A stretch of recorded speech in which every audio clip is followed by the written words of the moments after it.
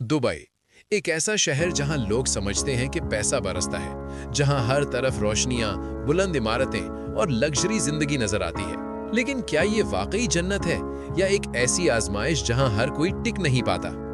आज हम बात करेंगे दुबई की असल जिंदगी के बारे में, खास तौर पर उन पाकिस्तानियों की जो सपने लेकर यहाँ आते हैं और फिर उन सपनों की हकीकत से टकरा जाते हैं। दुबई में काम की कमी नहीं, लेकिन हर काम आसान भी नहीं होता।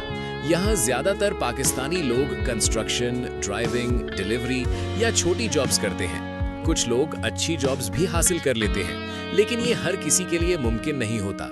सैलरी की बात करें तो कुछ लोग 1500 से 3000 दिरहम तक कमा रहे होते हैं, जो सुनने में ज्यादा लगता है, लेकिन असल कहानी अभी बाकी है। अब बात करते हैं खर्चों की। दुबई में सबसे बड़ा मसला रहना है। एक छोटा सा रूम भी 500 से 1000 दिरहम तक मिलता है और अक्सर लोग 4 से 6 लोग मिलकर एक ही कमरे में रहते हैं। खाना, ट्रांसपोर्ट और डेली एक्सपेंसेस मिलाकर आदमी मुश्किल से कुछ बचा पाता है। यानी जो पैसा तुम कमाते हो उसका ज्यादा हिस्सा खर्च हो जाता है। दुबई की जिंदगी के दो चेहरे हैं। एक वो जो सोशल मीडिया पर दिखाया जाता है, लग्जरी कार्स, ब्रांडेड कपड़े और हाई क्लास लाइफ, और दूसरा वो जो असल है, जहां लोग दिन रात मेहनत करते हैं, गर्मी में पसीना बहाते हैं, सिर्फ अपने घर वालों के लिए पैसा भेजने के लिए। ये वो साइड है जो अक्सर कोई नहीं दिखाता। दुबई की सबसे बड़ी आजमाइश है तन्हाई, अपने मुल्क से दूर रहना, अपनों से दूर रहना।